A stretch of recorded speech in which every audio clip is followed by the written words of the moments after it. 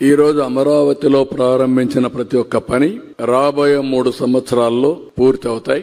అంటే ఇన్ఫ్రాస్ట్రక్చర్ అంతా కూడా దగ్గర ఒక 50,000 కోట్ల రూపాయల ఇన్ఫ్రాస్ట్రక్చర్ రాబోయే 3 సంవత్సరాల్లో అమరావతిలో పూర్తయి మళ్లీ ప్రధానమంత్రి గారు వచ్చి దీన్ని ఇనాగరేట్ చేయబోతున్నారు, డెడికేట్ చేయబోతున్నారు. అది జరుగుతుంది.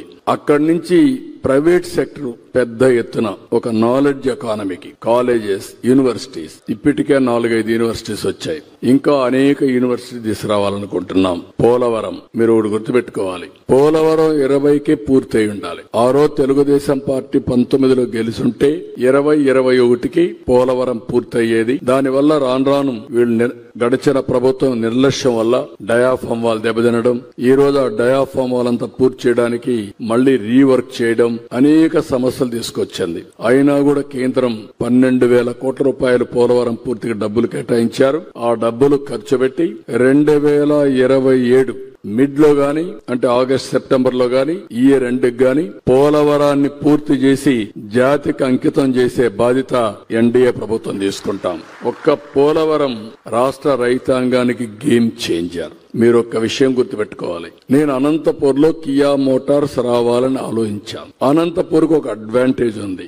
బెంగళూరు ఎయిర్పోర్ట్ ఆ సైడ్ వచ్చింది, నేషనల్ హైవే ఉంది. బెంగళూరు ఎయిర్పోర్ట్ నుంచి 45 మినిట్స్ నుంచి 1 అవర్ అయితే నేరుగా అనంతపురం జిల్లాకు వస్తారు. ఇప్పుడు హిందూపూర్ జిల్లా, సత్యసాయి జిల్లా.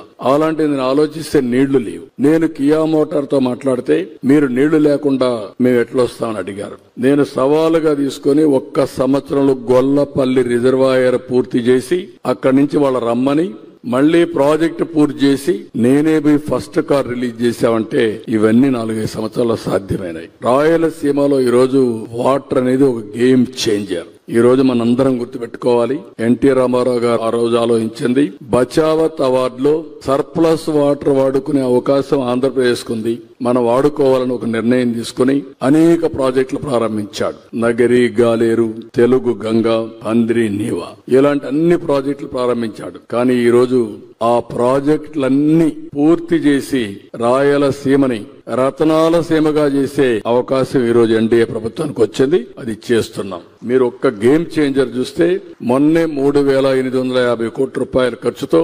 740 కిలోమీటర్లు కెనాల్ అంతా వెడల్పు చేసి 3,850 క్యూసెక్స్ ఆఫ్ వాటర్ తీసుకొచ్చి నేరుగా మల్యాల నుంచి కుప్పం వరకు నీళ్లు తీసుకొచ్చాం. అసాధ్యమన్నారు, సాధ్యం చేశాం. 100 days చేయగలిగాం. అలాంటి ఫోకస్ అప్రోచ్ తీసుకుని ముందుకు పోతున్నాం. కాబట్టి ఇవన్నీ సాధ్యమవుతాయి.